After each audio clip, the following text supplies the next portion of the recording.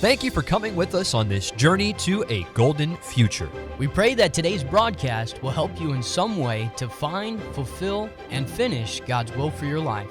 Now we invite you to join us in the Golden State Baptist College radio studio. Welcome to a golden future. Testing 1, 2, 3. I'm Brother Fuller. And I'm Brother Simmons. And we're back for another season of the podcast. Have you seen the ones where guys hold the mic the entire time? I have. I think that's maybe because they don't have like nice mics that will pick up everything. Well, like this one's like touch not. the microphone. Do you think it's going to mess I up the think it'll sound? hear you. I think they'll hear it.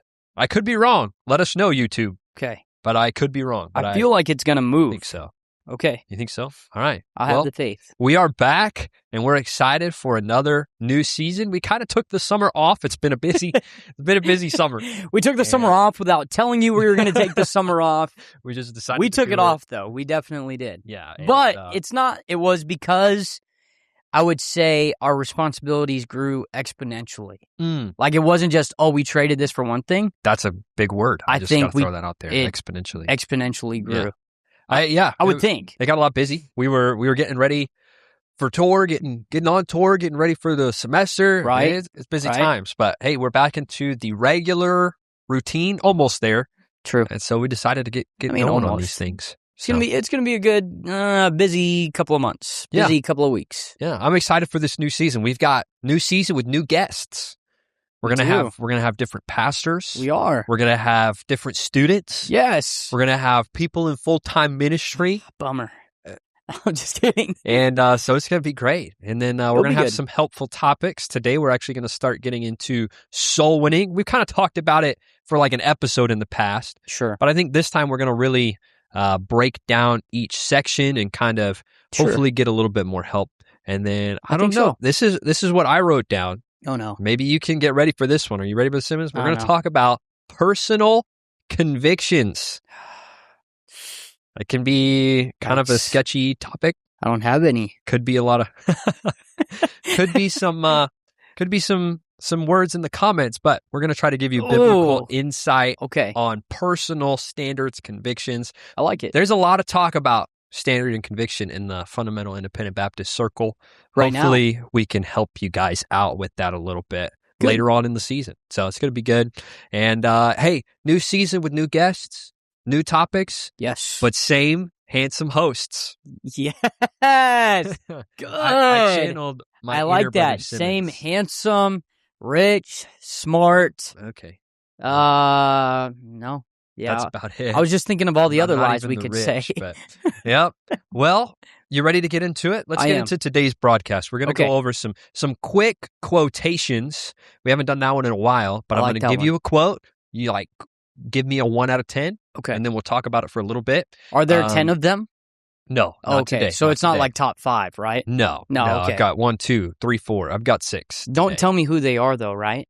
I won't. But I did look up who each person was that I didn't know. So if you ask, I have a little bio on them. But we're going to do quick quotations. Today we're going to talk about, since we're getting back into the school, the quotations are all going to deal with education. See, look at that mic moved. Yeah. It's good. Online. We're back. But we're going to talk about that. And then we're going to talk about the introduction when we go soul winning. Okay. Yeah. So just the introduction today. Not even really getting into the gospel presentation, but how do you get to that point? Okay, you knock good. on the door. So we're going to talk about that. But let's get into quick quotations. How about that? Do it. All right. Give me a 1 to 10. Here we go. Hit me. An investment in knowledge pays the best interest. I feel like I've heard this one. An investment in knowledge pays the best interest. You return interest. What do you think? 1 out of 10. Give it to me. It was a tryhard who said it, probably. Okay. Yeah, he was trying too hard. He was trying too hard to be remembered. Do you know who this person was? No. Can't wait to find out who it was. You're going to look pretty silly. I'll just say that. Let's see. No, I think it's pretty good. I'll give it best interest. I mean, it's true. It's not my favorite. I'll give it an 8. I'll give it an 8. Okay, that's solid pretty 8. good. That's a pretty good solid rating for Benjamin Franklin. Yeah. What is he now? Trying too hard, huh? Yeah, he was trying too hard to be remembered. Okay. Let me give you this one. Education is learning what you didn't even know you didn't know. That's education. And this I person love- got quoted for that. I love when people take like the obvious, but no one said it out loud, and then it's like, whoa! But we were, we knew that. Yeah, like wow. Okay. So this, what do you think? I'm going to give it high, I'm going to give it a 4. I'm going to give it a 4. Okay, all right. Yeah. I didn't recognize the name, but I looked him up. It's Daniel J. Borston. He's a historian. Oh, and okay. he said that. Daniel, thank you. Thank you very much. He was quoted for that. Stating the obvious. All right. This one, you've heard this one before. Okay, good. You probably don't know who said it, but you've heard this before. Okay. Probably more like as a joke. Man. Give a man a fish and you feed him for a day. Yeah. Teach a man to fish and you feed him for a lifetime. Yeah. What do you think about that? What's your rating on that? Did Ronald Reagan say that? No, not even close. I think he said it. He did, but he's not the one didn't quoted. Come up with it. He didn't say it first. Yeah. I mean, it's so quoted. It makes sense, but still, it's like, I feel like that's something they came up in the South, like in the country.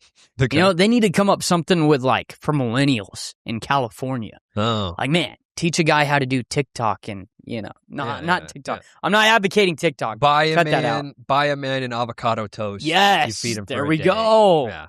Teach him how to grow an avocado tree. You feed him for a lifetime. Yeah. Yeah. Okay. Because it's so used, I'll give it a 7. Okay. I'll give it a 7. It's probably so used because I think it's the oldest quote that we have on our list today. Okay. It is from a Jewish philosopher. Oh, wow. In the Middle Ages, known as, hopefully I'm not butchering this, Maimonides. Yeah. Anyway, Jewish philosopher. You didn't think to look up how to pronounce his name before? No, I just thought I'd look up. He's a Jewish philosopher. So if you ever philosopher. say anything memorable, one day some little kid is going to quote you, and he's going to say, Fuller. Not Fuller. Amori? Yeah. Amori Fuller? Yeah. Okay, let me give you another one. This one, I've heard this before. I'm not sure where. Okay. But they say, tell me, and I'll forget. Show me, and I may remember. Involve me, and I'll understand. I feel like I've heard that somewhere before. I don't think I've ever heard that before. Really? Yeah, never. Huh. I don't think I want to either. Okay. Like, I think that's worse than the 4. Like, does it make sense? Yes, but it's just too long to get to the point. Yeah. Wow. Okay. I mean, let's give it a 3. Okay. What would you give that one? I'd probably put it around the 3 or 4 mark. Yeah. That was just a Chinese proverb. Oh, okay. No person name. I mean, it's probably true. Like experiences, Mm-hmm. A picture is worth 1,000 words. Just true for the kinesthetic learner, the hands-on learner. I guess it's not true of everybody. But all right, here's another one. I mean, to a point though. Like, we definitely do remember experiences more. Yeah, that's true. Like, think if a pastor is just talking about a story, that might stick. But then if he calls you up to act it out, you might remember it more. Yeah, that's true. That's true. Yeah. All right, we got 2 more. You ready? Give it to me. The only real failure in life. Kind of a bold claim, but the only real failure in life is one not learned from. In my opinion, it's kind of he's right around it. Like he's really close to an epic quote. The thought is really good. I feel like that's something I would say. Like, oh, that sounds kind of good, but there's something off about it. That's like something I would say. Okay. Like, oh, you're getting there, Rob, but you didn't really get it. Yeah. Okay. I understand what he's saying, but totally not true. Okay. Yeah. There are real failures in life. Yes. That, even if you learn from it, it's still a real failure. Yeah, it still hurts. It's horrible. Yeah. Anyway, that was Anthony J. D'Angelo. He's an author and public relations executive. Oh, man. He's the only one on our list that I think is still alive. Oh, wow. Anthony, thank you. Pretty recent quote. Thank you, Anthony. And then this one, it comes from a great man in our nation's history. Oh, okay. I'm giving you a heads up last time because you really drug Benjamin Franklin through the mud. Ben didn't have that great of a quote. Okay, all right. What do you think about this one? Okay. This one actually reminded me of something Pastor Trieber's been saying lately in his sermons. But he says, the philosophy of the schoolroom in one generation will be the philosophy of government in the next. Wow. That's pretty true. That's the best quote. We've seen it. Yeah, it was said like years ago. Sure. And it's been proven to be true. Wow. It's a pretty good quote. That's pretty, yeah.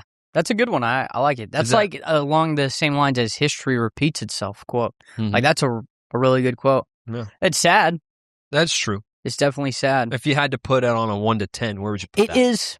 It's got to be higher than the 8. Before we get there, it is amazing that the people we entrust the training of the next generation, especially from such a young age, one, that like the level of education those people need isn't as high as it should be, and then two, like what they get paid isn't what it should be, and the amount of, I don't know, it's just amazing to me. Like the people we're entrusting our kids with are like, I'm not saying there's some who are great teachers, really great teachers, but like on the broad and on just a general basis, I'm like very amazed. Yeah. Like teachers should be just better than they are. Sure. Yeah. That makes sense. Yeah. Almost like you could probably take some of the focus that was given to lawyers. You could probably take it away. Yes. And give it to the teachers, right? Something. Yeah. Wow. But it's so true. You hear about the philosophy in the classroom for years and years and years about all this, you know. I'm gonna give that quote a 10. I want to give it a 10 right at the top. And you can tip your hat to Abraham Lincoln as you do that. Really? Yeah. Okay, I take it back. 9.5. Whoa. No, I'm just kidding. Got shade against Abe? Oh, I mean, he's great. He's great. Well, there you go. That's quick quotations. Good. Hopefully you enjoy those. Maybe let us know down below what your favorite comment was. Please. Yeah, that'd be great. All right, let's kind of change gears. Let's do it. Let's talk about soul winning. Okay, we don't really need to labor the importance of it. I think if anybody is listening to this, they know that they are commissioned to do that. So let's just make it a little bit more practical. How can we kind of get the conversation started? Maybe let's just say knocking doors. I feel like every teenager listening to this, they go door knocking with their youth group, probably at some point in the week, and they're out there. Maybe they just got into the youth group. Maybe they've been there for a while. What would be some of the advice that you would give to somebody? Like, I don't even know where to start, Brother Simmons. Like, I get out there, I never talk, I don't know what to say. Where do I even start? I would say that when it comes to soul winning, the most important factor of soul winning will be not your charisma, not your personality, but it will be God's word. And I remember a preacher once said, if I could leave just anything with any person, I would just leave them one verse. And I remember that story of someone gave someone one verse, and that verse, that has the power. That has the truth from God. It's not anything you can say. So when you're giving the gospel, that's the main thing. But for someone who's just starting, like, I'm not saying to set that to the side, but first off, you got to realize, okay, this is what I'm doing. I think for me and my wife were just talking about this. When I was younger, I was an introvert. And maybe that's you. And it was very hard for me to even say hello to people. Like, it's just very, very, very hard. So I remember when I was a child, when I was younger, a teenager, right when I was in my preteens, I wanted to overcome it. Because I knew I was going to have to go soul winning. I knew I was going to have to talk to people, but I just wasn't there yet. But before I could even get to the gospel, before I could even get to the message, I had to have the faith to overcome my fear. And I think that's really the starting point for a lot of. Is that where we're trying to start, or are we trying to start on the introduction? Yeah, I guess I'm thinking like just getting started. Oh, okay. Before you probably even get to like what you say when you get to the door. Okay. That sounds like where you're at. And I think that's perfect. Keep going there. For me then, I remember when I would practice, because I knew I was going to have to talk to people at the door, I would practice. I remember whenever I was walking down a street or whenever I was going into a business, I would see someone about 30 feet in front of me. And as they got closer, I was like, when they get to 10 feet in front of me, I have to say hi. And I know that sounds crazy. It's like, wow, were you really that introverted? But I remember telling myself, when they get to that spot, I have to make that connection. I have to say something. I have to start it. So I had to prep myself for 20 feet. And that's only a couple of seconds, if that. And so you have to do that. It's the same thing as a door. You have to prep yourself mentally. Okay, here they come. Yeah. They're going to open the door. And that's when it starts. So maybe you're like me and you need that. That's what you need to work on. And it's really having the faith to overcome your fear. God commands us to go. We know that we should.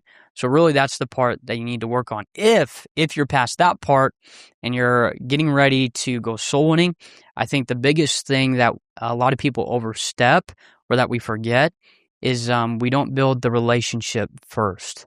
And I remember hearing someone say they'll never respect you or listen to you unless you have that relationship.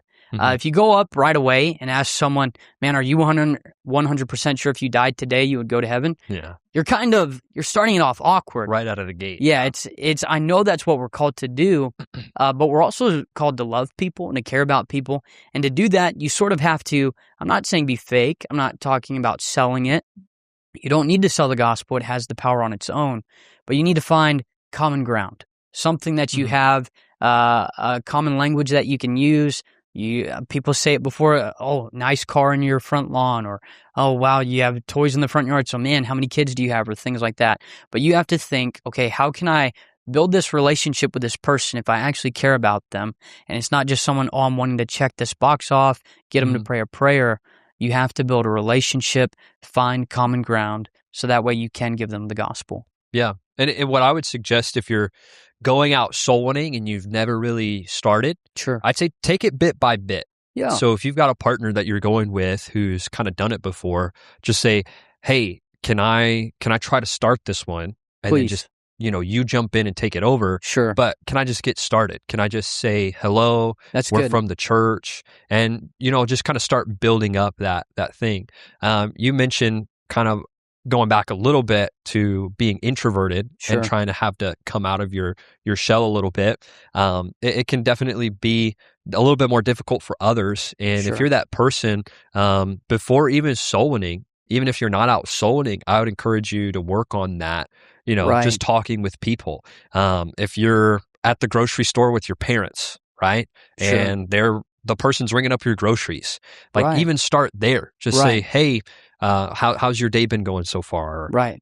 How much longer do you have left in your shift? Like those situations, I guess they're very low risk, nobody's going to remember that conversation, but it's just for you to kind of put yourself out there. And I think that's a good start. And the thing with that, it's sad to say, like car salesmen or CEOs or people who are trying to sell things, they do that. And they learn those tricks, those trades, get people talking about themselves, learning how to talk at a cash register. They do that for the end goal. Man, I want to make the sale. Man, I want to get rich. Man, I want to make it in life, or I want to be better. I want to be the best. But it's so sad. You and we are given the opportunity to tell people about the gospel.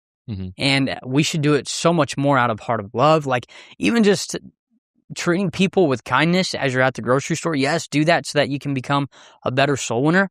But just because that's the common decency, and that's the thing, that's one of the things what's wrong in our world today. Yes, because we've gone away from our moral values given from God, but because people just don't treat one another with kindness. And that's not how Jesus would have been. And I'm not trying to be, woke or things like that. But Jesus would have been kind to people. Yes, did he call out the Pharisees and things like that? But every time when he was with children, he took time for them. He was kind to them. And you and I believe that most of our problems with giving the gospel or getting over that fear, we could accomplish it if we would just treat one another with kindness. Yeah, so I think if we're gonna try to make it super practical, right? That's kind of the idea behind it. We're gonna make it super practical for that person who's trying to get started, or maybe you're not too comfortable with it. Here's basically in recap a couple things that we would suggest. First of all, we would say, start not even when you're soul winning, but just start conversations with people, even if they're not super lengthy, right? Just ask them their name, ask them something about them. You could even start, this might sound silly, but as you're walking around the mall or something, just start complimenting people. It's just you getting the habit of stepping outside of your comfort zone. So even when you're not souling, just try working out that muscle. That's probably one thing we'd suggest. And then what's another practical thing from what we've talked about that you would say? I would say find common things when you're with people. Don't talk about yourself. Find something that you guys have in common that you can build off. If it's in their front lawn, look for something you can talk about. If you're just passing them, think of things where you can talk about them. Don't talk about yourself. There are going to be people who watch this and, they're going to make fun of it. And honestly, you have to get to the point to where you realize you have to start. And maybe you're like, oh man, I'm older. I should be better than this. Don't be embarrassed. You have to start. Yeah. If you said I put it off for too long, well then don't put it off anymore. Right. Just try. It's never too late to learn. Yeah, you got to get started. And then I think in the coming weeks, we'll talk a little bit more about, okay, how do you start a conversation at the door? Right. You know, how do you introduce yourself? How do you start mentioning the church? How do you even get to the gospel? We'll get to all of that later on. But I think that we've got like a really good starting point here. Amen. Even when you're not out soul winning, try to get outside of your comfort zone. It'll make it a lot easier. It will. When you're out. So that's very generic and basic for this week. In the coming weeks, we'll get a little bit more dialed in on specifics, but take this with you this week and be kind. Put yourself out there. Get a little bit more extroverted. Overcome that kind of fear inside of yourself that's like, I don't really like to talk to people, right? That's probably one of the biggest reasons why teenagers don't go soul winning is because they're just afraid to talk to people. So before you even get to the point where you're, worried about how am I going to give them the gospel? How am I going to lead them to Christ? Just kind of overcome that fear of talking to people. And start with that. Amen. Yeah. So we'll cover more details later on in the weeks, but we want to be very thorough, very practical. Take it nice and slow as we go through this. Amen. Just so you're focusing on one thing. Good. Every week, and hopefully it'll be a help to you. Good. All right. Well, I think that's pretty much going to wrap it up for today. Thank you so much for tuning in to A Golden Future. Sign us off, Brother Simmons, like the old days. Sure. Man, it's been a while. It has. Well, until next time, remember that doing God's will today leads to God's will tomorrow. Thank you for listening to A Golden Future radio broadcast. If you'd like to listen to our other episodes, you can find us on Apple Podcasts, Spotify, and YouTube. Also, we'd love to hear from you. Email us at agoldenfuture@gsbc.edu. And tune in next week to the broadcast dedicated to help this generation discover God's purpose for their lives.